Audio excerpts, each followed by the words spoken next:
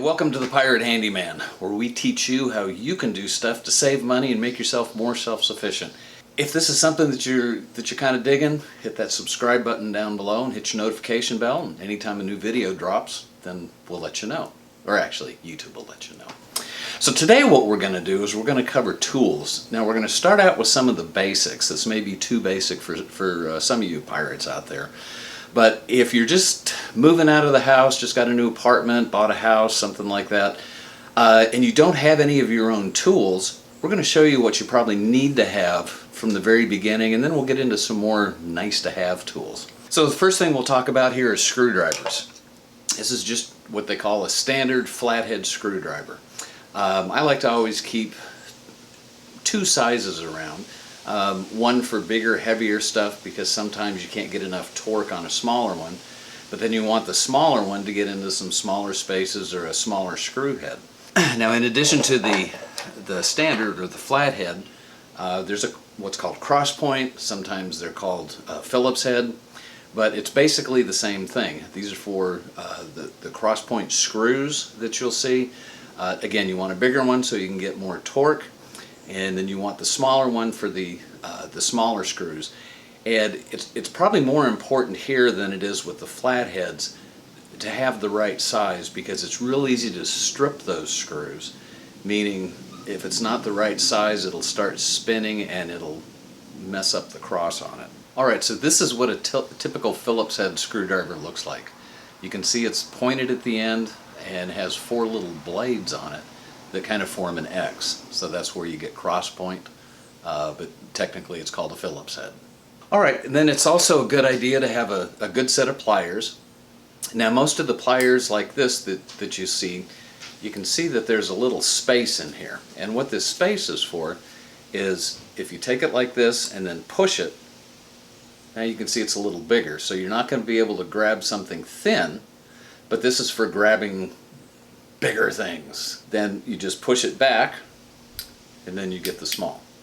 This is a typical hammer, and you're not going to find too many wood-handled hammers anymore. I just wanted to show you this, and we'll get into some of these a little bit later when we're talking about some of the nice-to-haves and where you can get these. But this is just a typical claw hammer, and what the claw hammer is used for, obviously, you use this for pounding things in, and the claw is for taking nails out, sometimes screws. You want to be real careful when you do that because you can really mess up whatever you're pulling out. Tape measures are essential. You'll find you're going to need these a lot, measuring cabinets, measuring different types of surfaces. Small ones are easier to use. If you have to make a choice, I like to go with the bigger one, because with the smaller one, this one's only going to go 12 feet, so if I'm measuring like something in my yard, it's going to take a while because I'm going to have to mark it and all that. So that's why I get the bigger one, because the bigger one can always go smaller, the smaller one can't go bigger. Alright, so you can see these little lines here. Not too hard to figure out, but here's where some of the math skills and fractions are going to come in that you thought you would never use back in elementary school.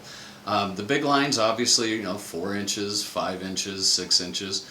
But then some of the smaller ones, they go down all the way to a 1/16. So here you have a half, which is going to be 8/16. You're going to have a quarter, which is 4/16, and so on. And then the bottom will actually take you down to 30 seconds. Now, you can use this, but if you're actually building something and it's calling for 30 seconds, there's some other tools that we'll talk about later that you probably want to use, but this is just more for reference. Alright, and this is a utility knife. This one is actually retractable, and I originally learned to use this one cutting drywall with my dad, but this is great for opening boxes. Smaller versions of this are actually called box cutters, but this can be used for cutting all kinds of stuff, not only walls, but it can be used for cutting insulation sheets and things like that. This is just a great little tool to have. Now, when it comes to lubrication, you probably hear a lot about this buddy, WD-40. This is great for lubricating things, for locks. If let's say that your front door lock is not working real well, I like this little nozzle that comes out, because you can spray it directly in the lock and that'll lubricate things. Now another one that I really like to keep around is called 3-in-1 oil. It's not quite as versatile as WD-40, but it works better in some situations. If you've actually seen the video that we did on fixing a fan, this is what you want to use when you're lubricating something like a motor shaft or anything that has bearings in it. Now we're going to talk about saws. We're going to talk about just a couple of basic ones here for things around the house. This is called a coping saw. And the reason that it's so big in here is it allows you to cut things and be able to go down. So it can get into tight spaces. And if you see these little things right here, you can actually turn the blade so you could saw like down like this if you wanted to. This is great for wood, this is great for plastic. But if you have something that's metal or tin, then you want to get what's called a hacksaw. And it kind of does exactly what it sounds like. It's for hacking off metal pieces. So you're going to have very fine teeth on this, and it's going to take you a while to get through certain things, but that's what it's for. Another good thing to have in your basic toolkit is a putty knife.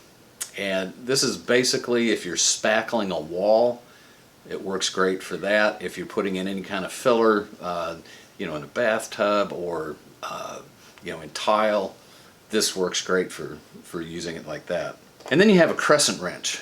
A crescent wrench is an adjustable wrench, so you don't basically have to buy a whole set. Now we'll be talking about box end wrenches and regular end wrenches in a minute, but this just uses a little screw that's on the side, and you just move it with your thumb. You can see it gets bigger and it gets smaller.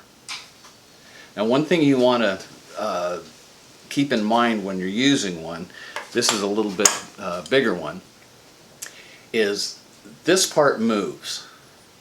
And just by the nature of this part moving, it's not quite as strong. Now chances are you're not going to break anything, but if you're tightening something, you want to have this on the top, and this is the solid part. If you're loosening it, then you want it on the bottom. And of course I'm talking as a righty. Alright, so that covers pretty much the basic tools. Now, where do you get these tools?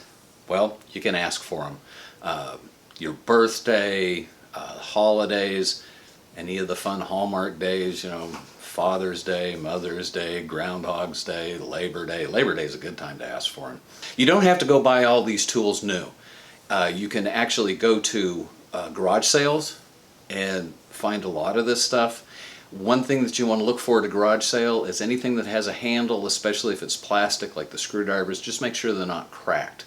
Estate sales are another great place to find really good quality tools for not a whole lot of money. So thanks for joining the Pirate Handyman. Hope you found this to be insightful, informative.